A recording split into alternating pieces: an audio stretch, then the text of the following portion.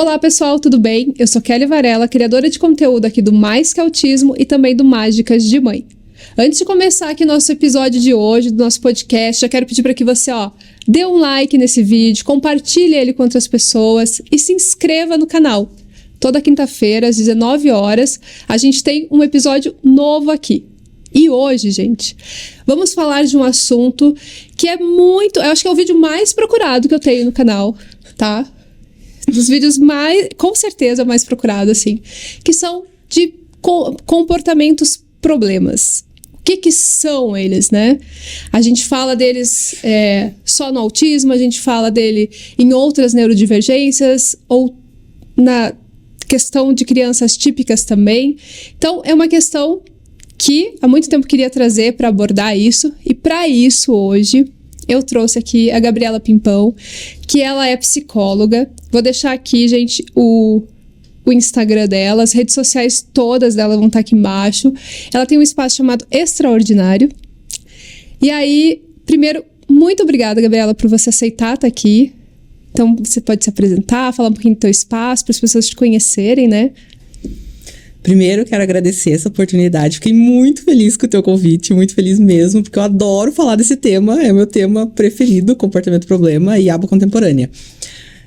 A Extraordinário, ela surgiu... Eu sempre falo que ela surgiu muito antes de existir a parte física dela, né? A estrutura física. E eu estava juntando recursos, entendendo como é que eu ia construir isso. E em 2021... a gente abriu a primeira sede da Extraordinário e foi, acredito que, a primeira clínica do Brasil onde ela é totalmente baseada na aba contemporânea, né? Então, a gente tem todos os treinamentos para comportamento problema e também para intervenção precoce, com base no modelo Denver, porque eu sou terapeuta Denver. E estamos aí, agora a gente acabou de mudar de sede, a gente foi para uma sede um pouquinho maior, porque a gente estava tendo muita demanda, e a gente continua se tornando referência nesse meio de comportamentos problema e intervenções de prevenção também. Tá. Pra gente começar assim, vamos pensar que a gente tá com um público que às vezes não vai entender algumas nomenclaturas nossas, né? Então, vamos primeiro começar explicando o que é o ABA, a análise do comportamento aplicado, né? Já para as pessoas entenderem. E o Denver também, o que é Denver, né? Tá. A análise do comportamento aplicada, a ABA, ela, na verdade, ela é uma ciência, né? Ela não é só pro autismo, ela pode ser para tudo nessa vida. E o meu campo de estudo dentro da ABA é a parte voltada pro autismo e para as questões de neurodesenvolvimento ali, crianças que possam ter um atraso no desenvolvimento e tudo mais. Hoje, dentro da aba, a gente tem o que a gente chama de aba contemporânea, que nada mais é do que a aba, do que a análise do comportamento aplicada, porém com uma abordagem para essas crianças, para essas famílias, muito mais compassiva. A gente olha para essas famílias entendendo que, muito provavelmente, quem tem um diagnóstico de autismo, quem já passou por uma intervenção de autismo, muito provavelmente já passou por um trauma. Às vezes a gente precisa lidar com essa família como uma família que precisa ser acolhida. Então, tudo isso agora está dentro da aba contemporânea. Então, a gente não trabalha com punições, a gente sempre trabalha com base no reforço, e o que eu sempre falo a gente ensina através da felicidade. Então, essa é uma das diferenças, né, que eu sempre pontuo dentro da aba contemporânea. E dentro desse guarda-chuva da aba, né, dessa ciência, a gente tem o modelo Denver, né, que é um modelo específico para crianças pequenas, ali até no máximo 4, 5 anos. É uma intervenção precoce, naturalística, onde a gente segue essa liderança da criança, onde a gente faz muitos jogos sociais, sensoriais, muita interação no chão, a gente entende o que essa criança precisa trabalhar através de uma avaliação bem completa, um protocolo, né, um checklist que a gente chama, que engloba desde a parte de comunicação, de independência, de imitação, e tudo isso a gente transforma em metas para a gente trabalhar dentro da brincadeira com a criança. Então, existe a aba contemporânea, existe o Denver, e lá na clínica a gente tem os dois.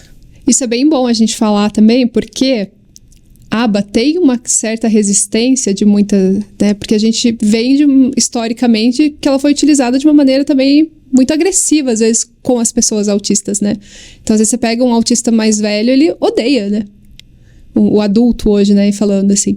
Então, também pra gente saber que existe uma forma de respeitosa, que a criança também, pelo que você fala, é de uma forma mais lúdica, né? Tipo, para que essa criança realmente consiga se desenvolver através do ABA, né?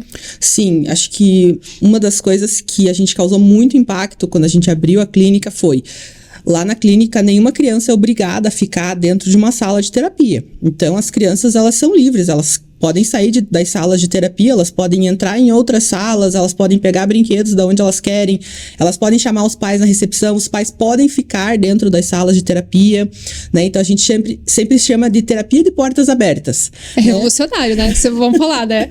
Porque tem muito lugar que a gente não pode nem entrar com a criança, né? Não, lá eu sempre falo, a Extraordinário é como se fosse uma grande família, né? Eu sinto isso das famílias que vão lá, eu me sinto super bem lá, eu vejo que os profissionais também se sentem muito acolhidos nesse modelo de intervenção, e as famílias, elas sentem que as crianças estão mais seguras, assim, né? Porque se a criança quiser que o pai fique na sessão, o pai pode ficar na sessão, não tem problema. Porque daí porque olha o que a gente aprende meio que... E eu escutei isso muito fazendo a especialização em ABA e tal. Às vezes que o pai não pode entrar, porque aí essa criança vai ficar muito dependente do pai. Né? Então ele nunca vai desenvolver porque o pai tá sempre por perto para resolver as questões. E aí você traz justamente mostrando isso, então, que ela se fortalece... E ela tem mais confiança para fazer as coisas, né? Na verdade, eles chegam num ponto em que eles ficam tão tranquilos lá na clínica que às vezes as crianças, às vezes, pedem para os pais não entrarem. Tá? Então, mas isso vem da criança. A criança quer o momento com o terapeuta, o momento de brincar com o terapeuta, e às vezes ela pede para o pai ficar na recepção. Acontece isso. E os pais entendem, respeitam e a gente segue. Ah, ótimo, assim, Gabriela. Porque a gente já nesse comecinho a gente já consegue abordar várias coisas, assim, né? Principalmente isso de ter confiança no terapeuta e o pai saber o que está sendo feito dentro daquela terapia. Porque muitas vezes você leva a criança entra, fecha essa porta e muitas vezes não tem nem esse retorno do terapeuta. Nem é nosso tema aqui agora, né? Mas assim, só pra ver como, tipo, você traz muitas coisas, assim, que são benéficas para o desenvolvimento da criança, né? Porque o pai tem que saber, né? Sim, com certeza. Não tem como a gente fazer a terapia e não ter esse contato com a família, não ter esse feedback. A gente faz muito feedback lá na clínica com as famílias e a gente tenta ter bastante abertura com as escolas. Esse também é um ponto, né, pra trazer, porque a gente ainda tem barreiras com as escolas, isso muito. Isso existe, né? Mas a gente tenta, de todas as maneiras possíveis, ter abertura com a escola, porque a gente acredita que o tratamento ele vai ser eficaz, principalmente nas crianças que apresentam comportamentos problema, porque esse comportamento problema não vai se apresentar só na clínica, ele vai se apresentar em todos os lugares que essa criança frequenta. Então, se a gente estiver alinhado com a escola, com a família, com todos os lugares que essa criança frequenta, o sucesso está praticamente garantido. Eu tenho essa filosofia, assim, que eu acho que é uma tríade mesmo. Terapia, escola e casa. Senão, se a criança vai pra escola, não tem como deixar isso de fora, assim. E muitos comportamentos realmente acontecem fora de casa, né? Porque em casa, às vezes, a criança também tá super... Já tá acostumada com a rotina e tudo mais. A escola é um ambiente muito desafiador, né? Para as crianças. Mas vamos também falar, assim, o que é um comportamento problema? A gente começa a falar aqui, o que eu defino isso, né? Então, assim, comportamentos problema, vou dar alguns exemplos. Pode ser, por exemplo, a criança que grita, que bate, que morde, que tem comportamentos de jogar as coisas quando fica nervosa e tudo mais. Ameaças que essa criança pode fazer. Eu digo criança porque é mais o contexto que a gente atende lá, a maioria é criança. Mas isso pode acontecer tanto com adolescentes, com adultos, enfim, comportamento problema, ele pode aparecer tanto em pessoas típicas quanto em pessoas neuroatípicas, tá? Crianças com autismo ou crianças sem autismo. Pode acontecer. Sim.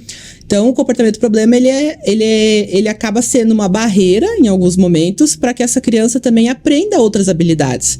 Porque se cada vez que você tenta ensinar uma habilidade para essa criança começa a engajar em gritos, em disruptivos que a gente chama de jogar os brinquedos, não quer participar de nada, ela está deixando de aprender. Então, por isso que a gente precisa intervir nesses comportamentos problema. E aí, comportamentos problemas se resumem a isso ou a gente também tem outras questões? Eu até te perguntei, né, hoje, eu falei assim, se a seletividade alimentar seria um comportamento problema ou não tem nada a ver? Só pra saber. É uma outra questão. Tá. Aqui, outra coisa. Pra gente entender, assim, então eles, resumidamente, seriam mais nesse viés que você falou pra gente. Isso. Tá. Então...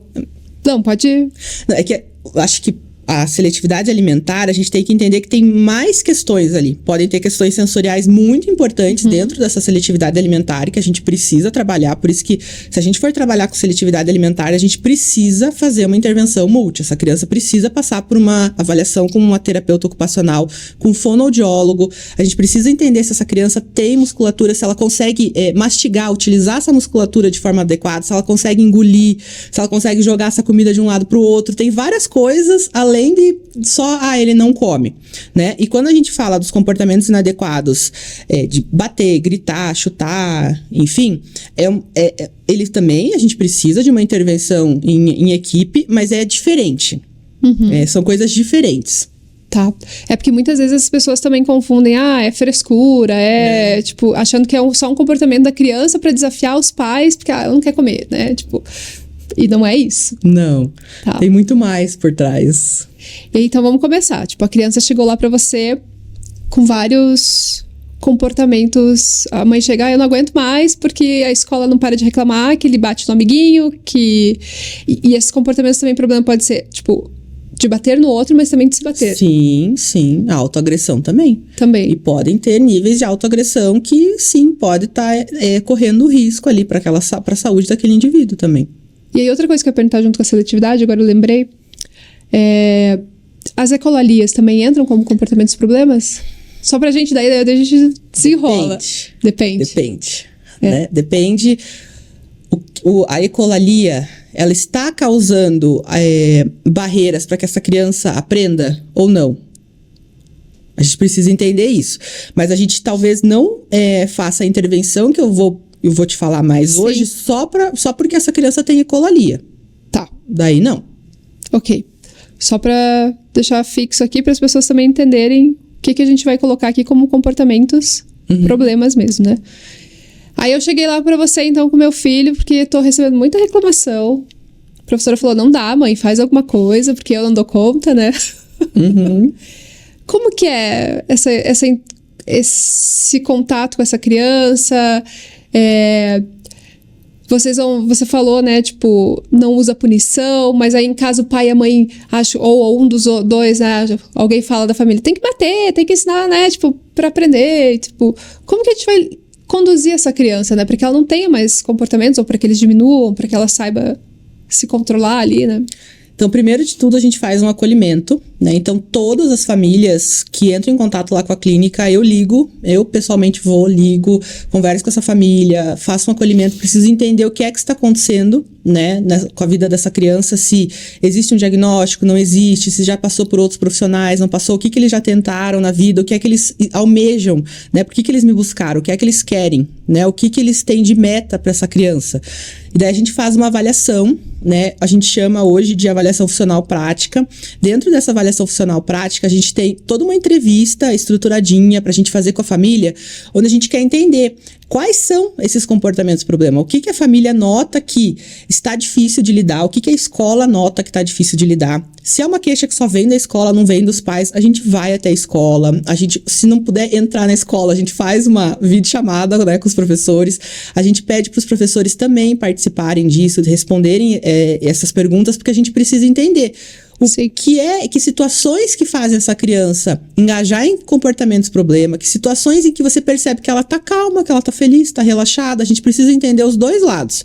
Então, a gente chama essa criança lá pra clínica e a gente monta pra ela um ambiente com tudo que ela mais ama na vida, né? Na entrevista a gente pergunta pros pais, o que é que teu filho mais gosta? E o que é que ele mais gosta, a gente vai ter na clínica. Então, eu vou atrás do que é que ele mais gosta.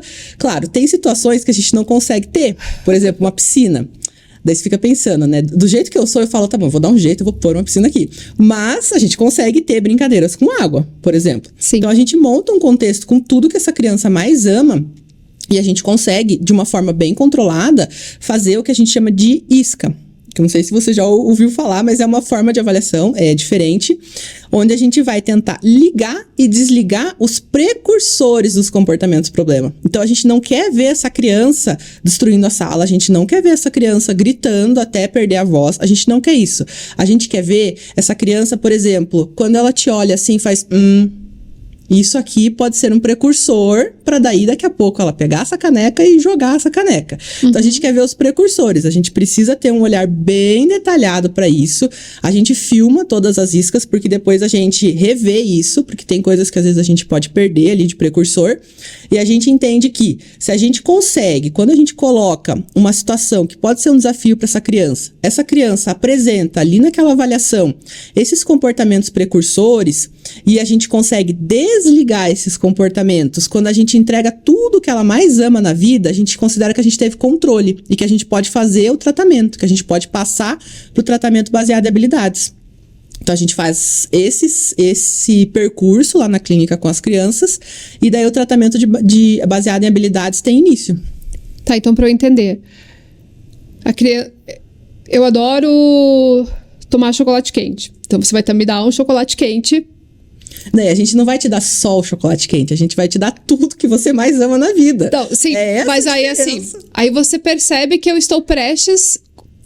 Você me deu o chocolate quente no momento que eu cheguei ou você só vai me dar o chocolate quente no Não, a hora momento que você entrar na sala, já vai ter tudo que você ama. Então, por exemplo, se é uma criança que gosta muito de carrinhos, de tablet, a gente vai ter o tablet lá pra ela mexer sem senha, sem bloqueio, nada. Ela pode mexer do jeito que ela quer. A gente vai ter 1000 tipos de carrinho pra ela brincar. Então, se ela quer que o pai fique na sala, o pai fica na sala, não tem problema. E aí, ela vai brincar lá por um tempo, sem a gente dar demanda nenhuma. A gente não vai falar pra ela que cor é essa, o que é isso, o que você tá fazendo, não pode brincar assim. Então, só vou observar ela. A gente vai fazer a interação do jeito que ela gosta. Então, a gente vai perguntar na entrevista, por isso que a gente faz a entrevista com os pais. Como seu filho gosta de brincar? Como que ele gosta que você interage com ele na brincadeira? Ele gosta que você brinque junto? Não, ele gosta que você fique olhando ele brincar. Então tá bom, então a gente vai olhar ele brincar. A gente não vai estar no celular, a gente não vai estar conversando. Se tiver mais um terapeuta ou mais um pai na sala, a gente não vai conversar. A gente vai estar 100% disponível para aquela criança. Entendi. E depois que ela ficar um tempo super feliz, relaxada, engajada com tudo aquilo que ela tem, com toda essa atenção, a gente vai colocar... O que eu poderia dizer, assim, em termos mais simples, como se fosse um desafio, que é o que a gente chama dentro da análise do comportamento uma operação estabelecedora. A gente vai ver se a gente consegue ligar aqueles precursores. Eu sempre falo que fazer uma boa análise funcional daqueles comportamentos ali, né? Tipo, ajudam a evitar a identificar o que causou e o que você pode fazer para que eles não se repitam, né? Uhum. Só que muitas vezes na escola a gente não tem nada... Essa criança não tem nada... A professora nem sabe por que ela explodiu, nem sabe por nada, assim, né? E aí você, colocando ela nesse ambiente, você viu lá o que causou... Você colocou o desafio e ela teve o comportamento. É isso, né? Isso.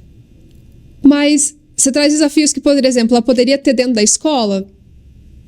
É isso, assim, A gente coloca nessa situação essas operações estabelecedoras que a gente chama, né? Que de um termo simples vou colocar como desafio.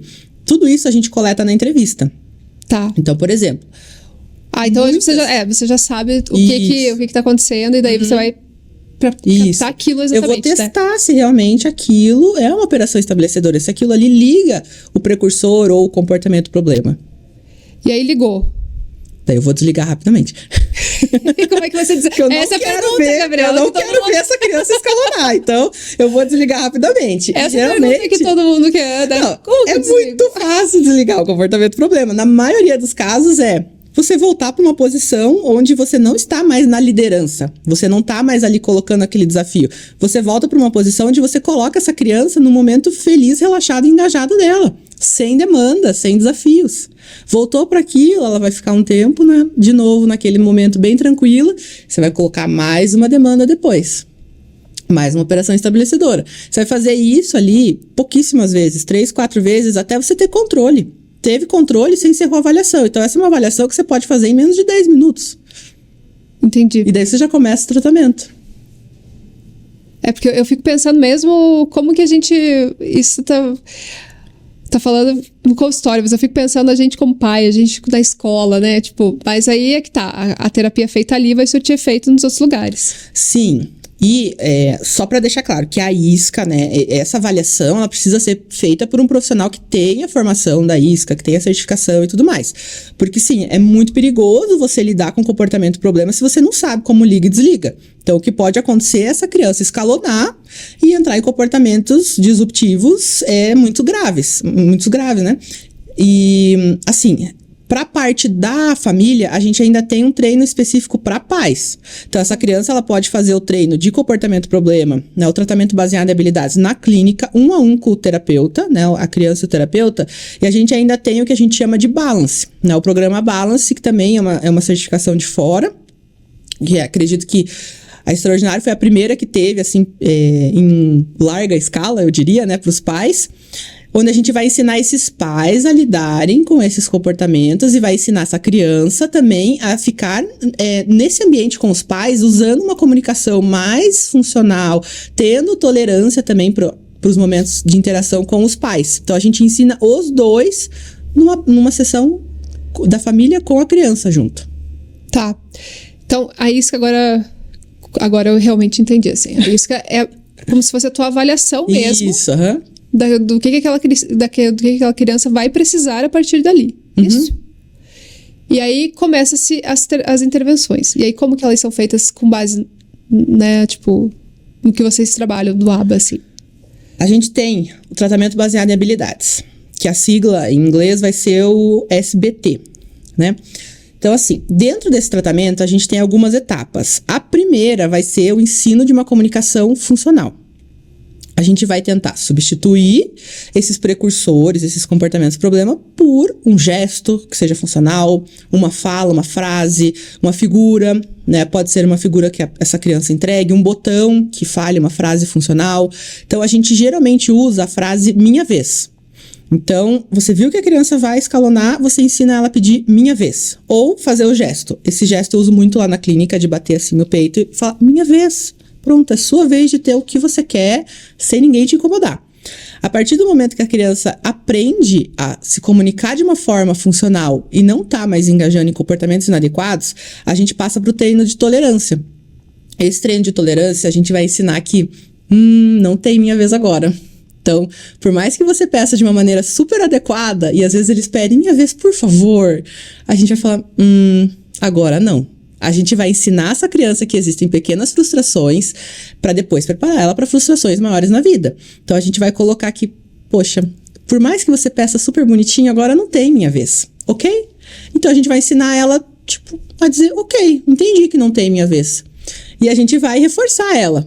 Então, a gente vai falar, cara, você disse que você concordou que não tem minha vez? Então, pode ter sua vez. Daí parece meio controverso, né? Dentro da aba, né? Como assim? Ela falou isso, agora você volta pro minha vez? Como assim? Sim, mas esse é o jogo que a gente vai fazendo no treino. Então, a gente sempre vai reforçando os pequenos passos da criança. Depois que ela aprendeu a ter tolerância, a gente vai ensinar ela a abdicar dos reforçadores, a entregar esses reforçadores. Então, ela tá brincando com aquele carrinho que ela mais ama no mundo. E você diz, fulaninho, agora não tem mais esse brinquedo. E ao invés dele jogar o brinquedo pra cima, gritar, ele vai falar pra você, minha vez, por favor. Você vai falar, não tem minha vez agora. Daí ele vai dizer, ok. Daí você vai falar, me entrega, por favor.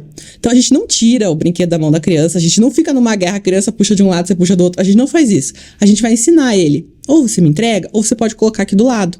Para algumas crianças, a gente usa uma caixinha, principalmente quando elas gostam muito de celular. Então você pode colocar o seu celular dentro dessa caixinha. Eu não vou mexer. A gente não mexe nas coisas que são da criança. Então, a gente foi até aí, daí depois a gente vai ensinar essa criança a fazer uma transição. Ela vai sair dessa área onde ela tem tudo que ela mais ama e ela vai para uma área na sala onde tem as demandas, né? Então, a gente chama de mesa de altas expectativas. Então, geralmente lá na clínica, eles têm um tatame, bastante espaço no tatame com tudo que eles mais gostam, e eles têm a mesinha de atividades. E lá a gente vai colocar as demandas. Então, depois, depois tem vários passos onde a gente vai aumentando o tempo que ela fica nessa mesinha, cumprindo demandas. É bem... Porque senão... Eu tenho a impressão que muitas vezes os comportamentos acabam sendo sempre se repetindo, porque a gente reforça, falando a gente como pai, ou a gente, né? Porque ali é muito fácil, às vezes, a criança chora e você atende de pronto, ou você dá aquilo que ela quer muito rápido. E por vários motivos. Aí, às vezes, porque você não quer se incomodar, porque você não tem tolerância a ficar escutando a criança chorar, né? Uhum. Então, a tendência, me parece que a gente reforça o comportamento e aí eles tendem só a piorar, não é? Eu não sei se a gente... Eu entendi, mas nesse treino a gente também vai reforçar o comportamento problema, porque a gente não quer ver ele escalonar. A diferença é que a gente vai reforçar muito rápido e a gente já vai dar um modelo de como ela poderia responder. Uhum. Então, muito rapidamente eu vou falar, tá aqui sua vez, ó, só pedir minha vez, muito rápido. Né? A gente não quer ver ela escalonar, mas sim, é um tratamento onde a gente reforça o comportamento problema, mas porque a gente entende que a gente não precisa fazer essa criança escalonar para ensinar ela alguma coisa. Então, eu não preciso, por exemplo, o que já aconteceu muito, né, na história da aba, deixar essa criança gritando por 40 minutos, só porque a sessão tem 40 minutos, então você não vai sair da sala enquanto você não parar de gritar. A gente não precisa fazer isso. Eu não preciso causar esse tipo de trauma nessa criança. Por isso que ela odeia, né, depois. Não quero voltar na terapia, né? Por que será? Porque aí aumenta o sofrimento, né? Sim, e você tá causando um trauma. Imagina alguém que faça isso repetidas vezes, todos os dias, né? As crianças que fazem uma carga horária muito alta e o terapeuta insiste em fazer dessa forma. E tem muita gente que faz assim ainda, né? Sim. Infelizmente, assim. E, tá, voltando ali nos reforçadores, vamos... Voltando também pra ideia dos pais, tá? Uhum. Porque eu ia te perguntar isso, assim. Se também, às vezes, que você falou, né? Tem o treino com os pais. Porque às vezes não adianta só treinar essa criança, né? Porque às vezes, eu vejo que muitas vezes também os comportamentos acabam surgindo, não vindo externos, assim, a essa criança. Não sei se eu tô errada, Gabriela. Porque eu dou muito fácil ou facilito muito e não deixo também... Não ensino essa criança em nada, sabe? Sim. Então, esses pais também precisam, né? Sim. A gente, como pai, eu tô dizendo de modo geral, também precisa entender qual é esse funcionamento. Porque não adianta só você fazer ele na terapia e o pai não... Sim. Não Então, sacar. por isso que a gente chama os pais para terapia. Então, depende de cada caso, mas tem casos onde a gente faz o treino de pais junto, em paralelo com a terapia da criança. Então, com o tratamento baseado em habilidades ali. Então, ele vai ter sessões por semana só com o terapeuta e vai ter sessões por semana onde o terapeuta vai estar manejando essa situação de treino de pais, a criança com os pais. E tem alguns casos onde primeiro a gente trabalha com a criança e quando a criança chega numa fase de generalização, daí a gente faz o treino com os pais também.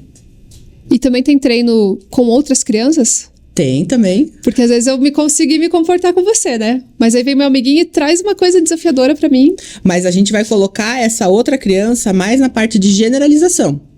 Onde essa criança onde a gente estava trabalhando, né, que tinha comportamento problema, ela já aprendeu a se comunicar, ela já tem tolerância, por uma questão de segurança. Sim. Né? Porque a gente não vai colocar uma outra criança ali que possa acabar sendo vítima de um comportamento inadequado. Vai ter um problema maior, né? Então a gente espera essa criança ter bastante desenvolvimento dentro do tratamento, para daí a gente colocar hoje no que a gente chama de grupinhos de habilidades sociais. Uhum. E você, assim, o que você observa que são os comportamentos que mais chegam, tipo, os mais desafiadores pra você, assim? Os mais desafiadores? Os desafiadores, assim, é o que você vê mais... Vamos falar deles, um pouquinho de cada um, não sei se os mais frequentes que a gente vê na clínica são crianças que gritam muito. Gritam para conseguir aquilo que estavam querendo, né? E essas crianças têm uma comunicação, uma linguagem boa ou geralmente é porque elas não conseguem se comunicar? Depende. A gente já recebeu casos de crianças que não tinham, né, um comportamento ali verbal muito elaborado, mas a gente já recebeu casos de crianças que, inclusive crianças que não tinham autismo, né, não tinham nenhum diagnóstico, nem características, nada de autismo, mas tinham muitos comportamentos inadequados. Então, no nosso meio, que a gente percebe que mais dificulta para os pais é quando as crianças gritam, até por conta do contexto social. Então, você tá em um ambiente e a criança começa a gritar demais, todo mundo te olha, daí você... Tá, e agora? Não vou mais sair de casa com meu filho, o que é que eu vou fazer? Né? Então, esses são os comportamentos que mais aparecem lá. Na verdade, gritar é o que mais aparece. E aí você acha Tá. Vamos lá. Reformular as coisas aqui. O gritar... E Chorar também é um? Sim, e geralmente esses comportamentos eles podem ocorrer numa sequência. Então, primeiro a criança começa a bater o pé e dizer que não, eu não quero isso, eu não vou fazer. Ou se você fala, olha, acabou o tempo no tablet, a gente precisa tomar banho. A criança fala, não vou tomar banho. E a mãe insiste que a criança tem que tomar banho, e daí a criança começa a gritar, e daí a mãe desiste de dar o banho. Ou ela continua insistindo e essa criança começa a se jogar no chão, ou começa a bater nela, ou se bater, então ela vai escalonando. Né? Muitas das vezes esses comportamentos eles vão escalonando. E se eu desisto ali, então beleza, você não quer tomar banho, então não toma. Mas geralmente a criança para. Aí ela para, mas no dia seguinte o problema vai ser igual. Ela vai continuar porque ela não foi ensinada daí, né? Por isso que a gente precisa fazer o tratamento. Né? A gente precisa ensinar e a gente nem vai colocar como meta principal ali, como primeira meta, ela aceitar tomar banho. Não. Primeiro ela vai aceitar pequenas frustrações, né? De ter que parar o tablet, daí já receber de volta, para depois a gente chegar numa fase 6 ali, onde a gente fale, olha, agora acabou o tablet, agora você tem que ir lá, tirar sua roupa, colocar no cesto de roupa suja, tomar seu banho, trocar de roupa, ficar preparado para dormir. Então, esse desafio final, ele entra lá no final do tratamento. E, Gabriela, a gente está falando de esses comportamentos, a gente enquadraria eles como birra, como uma crise, o que é que a gente enquadraria eles? Tá, vamos lá. Também. Pode ser birra? Pode ser birra, mas ele pode evoluir para uma crise. Então, pode começar a criança falando que não quero, com uma birra, ou insistindo, por exemplo, a birra clássica, né? A birra clássica de entrar numa loja de brinquedos e começar, eu quero esse, eu quero esse, eu quero esse, e os pais não dão, e sim, a criança ela pode escalonar a ponto dela ter uma crise. E dela entrar numa crise e ficar ali 1h30, 2 horas numa crise, por conta de não ter conseguido aquilo que ela queria. É complicado, né, a gente saber, tipo... E saber também aonde que é essa chavinha que vai piorar tanto, assim, né? Uhum. Eu sempre escuto... Eu escuto muito relatos de professores que não sabem o que fazem aí. E aí a gente vai por uma questão, às vezes, de conter essa criança da forma errada. A gente vê muitas notícias, né? Uhum. Essas últimas semanas a gente escutou muito, assim, de... que bateram na criança dentro da escola, que machucaram a criança. E... Porque a gente não tem orientação para lidar com essas situações no dia a dia, assim. Uhum. Hoje a gente tem uma formação que começou a chegar no Brasil, acho que se não me engano, ano passado, né? Que é o PCM, que é Manejo de Crises. Né? Eu te falo assim, hoje eu sou uma instrutora certificada do PCM, mas a gente nunca precisou usar lá na clínica nenhum manejo do PCM, nenhum. Então, mas existe uma forma de você fazer o manejo de se realmente essa criança está engajando numa crise, não numa birra, numa crise, né? A gente tem um manejo específico para isso. E a gente tem esse manejo, ele vai aumentando a forma de contenção ali, de pessoas dando suporte, a depender do nível que tá essa criança. Mas, como a gente trabalha muito nisso de ensinar através da felicidade, a gente nunca chegou a ter isso na clínica. A gente nunca precisou, a gente ter os colchonetes de proteção lá do PCM, a gente nunca usou. É bem bonito você falou, né? Ensinar a partir da felicidade, assim. Então, a gente pode dizer também que a criança, quando tem um comportamento problema, ela não tá feliz ou... não, né? Pode ser que ela não esteja. E a gente vai ensinar ela que a vida faz parte da vida, nem sempre a gente tá feliz. Mas não é porque a gente não tá feliz naquele momento, que a gente tá frustrado, que a gente precisa engajar em comportamentos inadequados como aqueles. E quando que a criança vai tomando consciência? Quando ela toma... Ela é bem consciente, assim, então para ela ir, começa desse inconsciente de ela saber que tá fazendo algo que não é legal, né, ou para ela ou para os amiguinhos, e depois ela vai tomando autoconhecimento, isso? Esse autoconhecimento é um processo que dura a vida inteira. Né? Esse vai para sempre. Mas é rápido, a gente ensina muito rapidamente a maioria das crianças a se comunicar de uma forma eficaz. E como a gente respeita muito o tempo delas e a gente fornece tudo que elas mais amam na vida, elas entram na clínica e ficam tipo, você me respeita, aqui tem tudo que eu gosto, né? Você tá me ensinando que, né, eu não preciso gritar. Né? Isso está me ensinando uma outra forma de se comunicar. E eles passam a se comunicar de uma forma mais funcional. Né? O que acontece, às vezes a gente tem que mudar. Às vezes a gente espera que saia uma fala e aquela fala não vai sair. Então a gente precisa ensinar um gesto, ou utilizar o pod, um recurso no tablet. Mas elas aprendem. Sim. E quando que você vê assim, não tá dando resultado. Vamos ter que mudar a estratégia. Porque tem, às vezes, que mudar ou sempre funciona dessa maneira que vocês fazem? Olha, sempre. O que a gente vê que, às vezes, tem algumas barreiras crianças que, além de fazer o tratamento, porque às vezes os pais entendem, lá na extraordinária eles têm um tratamento específico para comportamento problema, então eles acabam levando a criança para trabalhar comportamento problema, porém essa criança que está lá ainda vai em outros profissionais que não trabalham às vezes da mesma forma que a gente, então a gente vê bastante dificuldade em progredir com essas crianças, porque eles às vezes não fazem uma carga horária tão intensa lá na clínica como deveria. E tem outros profissionais que às vezes ainda estão usando outras técnicas que não casam com as nossas. Porque daí volta o que a gente falou ali no comecinho, né? Todo mundo que tá trabalhando com aquela criança tem que falar a mesma língua, né? Uhum. Porque senão eu falo uma coisa, você fala outra, como que fica a criança no meio? Fica uma bagunça, né? Certo. E a gente ainda vem de uma sociedade, assim, que acha que trabalhar essas questões é mais uma questão de educação, de a criança ser boa ou má, né? Uhum. Ou é uma criança bem educada ou ela é mal educada. Uhum. E esquece que às vezes essa criança ainda não tem as ferramentas que ela precisa para entender e lidar com aqueles comportamentos, né? A gente fala que o comportamento problema, na verdade, ele é um erro no processo de aprendizado ali. Ela pode ter aprendido que, nossa, se ela grita, ela consegue aquilo que ela quer. Mas talvez ninguém nunca tenha conseguido ensinar para ela uma forma mais funcional, né, de se comunicar. Então ela passou a usar aqueles comportamentos inadequados para conseguir o que ela quer no dia a dia. Porque se ela grita e alguém vai lá e bate nela, isso vai piorar ainda vai mais. gerando um trauma. Né? Então, esse também é um outro pensamento que a gente tem de que a grande maioria das crianças que hoje chegam pra gente com comportamentos inadequados, muito provavelmente elas passaram por um histórico de trauma. Muito provavelmente. Né? Então, uma criança que apresenta comportamento inadequado, muito provável que um dos pais já perdeu a paciência. Então, já falou mais alto, às vezes já deu uma cintada, já deu uma chinelada. Então, essa criança passou por um trauma. Porque é difícil.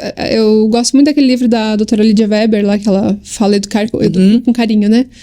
E aí, você tem que educar também quem está educando essa criança. E aí, quando a gente está falando de maternidade e paternidade atípica, é mais desafiador ainda, porque a gente entra num... Eu digo que você fica, às vezes, em cima do muro, que você não sabe o que é realmente... Você tem medo, às vezes, de agir, porque daí... Não, eu não posso fazer isso, porque ele é autista, vamos dizer, né? A gente acaba usando, às vezes, essa desculpa... Não é desculpa, tá, gente? Porque o comportamento é diferente e tudo mais. Mas aí eu fico mais no meio do muro ali, de saber como que eu ajo com a criança, né? Então, assim, uma das coisas que eu sempre deixo claro para as famílias também. Autismo é uma coisa, comportamento problema é outra. Então, é isso que eu queria diferenciar. Não é porque o seu filho tem autismo que ele vai ter comportamento problema. O comportamento problema não é um critério diagnóstico ali pro autismo, é uma coisa totalmente diferente, né? A gente fala que sim, ele pode ser um erro ali no processo de aprendizado dessa criança, né? Aprendeu que vai se comunicar dessa forma e usa isso, e ninguém acabou ensinando, conseguindo ensinar uma outra forma, mas não tem nada a ver, né? Então, uma criança que não tem autismo também pode ter comportamento problema, comportamentos inadequados, né? Interferentes. E a gente precisa, sim, ensinar essas famílias. Até pra gente não deixar sobre... Senão parece que é até mais cruel, assim, com a criança, né? Que é autista, ou que tem TDAH, ou que tem outra neurodivergência ali. Porque você acaba dizendo, não, ela não consegue... Ela vai sempre ter esse comportamento porque é isso, né? E não é. Eu sempre Todo mundo tem capacidade de aprender, né? Sim, se você tiver esse pensamento, vai ficar sempre assim. Sempre vai ser assim. Então, você não vai mudar. Né? Você sempre pensar, não vou fazer porque meu filho tem autismo, não vou fazer porque ele tem TDAH. Não, calma, né? Vamos ensinar uma forma de você também poder aprender melhor com seu filho, poder aprender a interagir com seu filho. Então, a gente faz treinos lá na clínica, onde a gente ensina os pais a brincarem com as crianças. Porque sim, a maioria dos pais com crianças com autismo está muito acostumado a ficar dando 1000 demandas durante a brincadeira, porque tem essa cobrança de que precisa estimular e tudo mais. Então, a gente ensina, calma. Vamos aprender primeiro a brincar com essa criança, depois vamos aprender a melhorar a relação de confiança entre vocês. Essa criança confiar que você vai estar disponível para ela e que sim, vai ter momentos que você vai pedir para ela fazer coisas que ela não queria fazer. Mas você é uma pessoa tão bacana que você respeita ela também, você não tá usando procedimentos de punição, você não tá gritando, não tá levantando a voz pra ela, que ela vai olhar e falar, esse cara brinca comigo, né? Esse cara me respeita, ele tá pedindo pra eu tomar banho, eu vou tomar banho. Eu vou fazer isso também, o que a gente chama de uma etapa de cooperação, né? Então o pai tem que aprender a cooperar com o filho, pro filho também aprender a cooperar com o pai. E lembrar que é um processo, né, Gabriela? Porque às vezes a gente quer... Não é que a gente quer. Às vezes aquele problema tá afligindo tanto aquela família, no sentido... Você falou, não sai mais pra jantar fora. Ou muda totalmente a rotina porque tem medo que aquele comportamento apareça demasiado, assim. E aí a gente fica nessa angústia. Tem que dar resultado logo. E às vezes a terapia não vai dar um resultado tão breve, né? Não, é um processo, né? Ainda mais as famílias que chegam tão fragilizadas pra gente. Geralmente eu encaminho os pais também para uma psicoterapia individual, né? Eles precisam disso também. Eles precisam ter um momento onde eles vão falar sobre eles e não somente sobre a criança. Né? Eles precisam... Parece que não existe mais você mesma. É só a criança. Gira em volta. Então eu geralmente faço esse encaminhamento, falo, gente, vocês têm que cuidar de vocês assim como vocês cuidam do filho de vocês. Né? Vocês estão investindo aqui, porque sim, a terapia é um investimento, a gente sabe disso. Vocês estão investindo aqui em 10, 15, 20 horas de tratamento pro filho de vocês. Vocês vão investir 1 hora por semana para vocês também. Senão não vai dar certo. Então eles precisam estar com a saúde mental em dia também. Faz parte, sim. Às vezes o ambiente que essa criança tá, ele tá muito fragilizado. Né? Então a gente vai acolher essa família, a gente vai acolher essa criança, a gente vai ensinar essa criança a se comunicar. Eu sempre falo para os pais, aqui a gente vai até um ponto, né? A parte de psicoterapia individual dos adultos, das famílias, a parte de terapia de casal, a gente faz um encaminhamento, porque lá na clínica a gente não trabalha com isso. Mas é importante que os pais também façam um investimento na relação deles, né? Enquanto, por exemplo, marido e mulher, e também enquanto ser humano, né? Enquanto aquela mulher, aquele homem que não é só pai e mãe. E quando esse casal ou alguém muito próximo que convive com essa criança, você tá lá, você tá trabalhando ali dentro da clínica, ensinando tudo bonitinho pra criança, mas o comportamento continua existindo em dessas pessoas que convivem com a criança. E você não viu esse comportamento, porque às vezes o adulto também tem essa mania de disfarçar as coisas perante o terapeuta, né? Eu não vou lá assumir que eu que faço isso, eu grito demais, ou eu bato, é ele que faz isso, não sou eu, né? Mas ele continua fazendo, é a criança, daí... Você consegue identificar quando... Não, aqui tá tudo ok, então por que ela continua tendo esses comportamentos? A gente chama as famílias pra conversar. Elas são honestas, elas... Depende, o que acontece? Você consegue identificar assim, não, tá me escondendo alguma coisa. Sabe o que eu percebo? Não é nem que essa pessoa às vezes está escondendo. Essa pessoa também vem de um histórico de trauma, tá? Então pode ser que ela entenda que aquela forma que ela se comporta é a forma que ela aprendeu. Então, tipo, tá tudo bem eu me comportar dessa forma. Então, ela às vezes não vai trazer no relato dela de que ela gritou com o filho, de que ela usa punição, de que ela usa o cantinho da reflexão lá pra criança ficar sozinha. Talvez ela não traga isso porque pra ela, tipo, não, faz parte, sempre foi assim, meus pais fizeram isso comigo, então faz parte. Então a gente tem que acolher também essa mãe, a gente não tá no espaço ali de julgar essa mãe, né? De falar, não, você fez isso, você tá errado. Não, a gente tá ali no espaço de tentar entender, fazer mais perguntas, entender como é que a gente pode ajudar essa família. Então, o que é que tá acontecendo nessa relação? Às vezes a gente leva o terapeuta pra casa, né? A gente leva o terapeuta pra ver o que é que tá acontecendo fora da terapia, né? O que tá acontecendo na escola, o que tá acontecendo em casa. A gente teve uma situação que era no ponto de ônibus. Eu mandei o terapeuta pro ponto de ônibus. Então você vai no ponto de ônibus para você ver o que está acontecendo. Vamos entender melhor, né? O que está acontecendo na relação dessa família com essa criança no ponto de ônibus. E o que... agora eu fiquei curiosa. O que era no ponto de ônibus? A gente não tem o desfecho dessa história ainda, o que aconteceu ontem. Porque é bem isso, às vezes é um detalhe que faz a diferença ali. Porque às vezes tem isso também. A gente não consegue... Esse comportamento também pode surgir por alguma questão sensorial, por alguma questão do ambiente, de não sentir segurança às vezes no ambiente. Sim, por isso que a gente sempre pede, que tenha, sempre que possível, uma terapia multi, né? Então, se a gente desconfia de alguma questão sensorial, a gente encaminha para terapeuta ocupacional. Ela precisa fazer uma avaliação, porque pode ser que ela diga, olha, gente, não tem nada sensorial aqui. Pode ser que venha um feedback assim, como pode ser que venha, olha, não, a gente vai precisar trabalhar isso aqui com a integração sensorial, por exemplo. Porque os comportamentos na minha cabeça também são um pouco complexos, né? Não é uma formulazinha que você diz, é isso e pronto. Não. Né? Desde criança, a criança já é complexa. Sim, o ser humano. Que fala, não, mas é uma folhinha em branco. Não, mas já tem um monte de coisa acontecendo ali em volta dela. Uhum. Um monte de coisa. E quando esse comportamento é de agressão mesmo do outro, assim? Como que, se você for dar dica, assim, para pais ou para os professores, né, pra gente... Além de você trabalhar lá na terapia, mas você percebe que é aquela criança que bate, a criança que morde, a criança que né, tipo, sai jogando tudo em todo mundo. Olha, não tem uma dica mágica, tá? Mas o que a gente percebe é, na maioria das vezes, uma dificuldade de se comunicar e uma dificuldade de tolerar. Tolerar uma frustração, tolerar um tempo de espera, né, de se comunicar de forma funcional.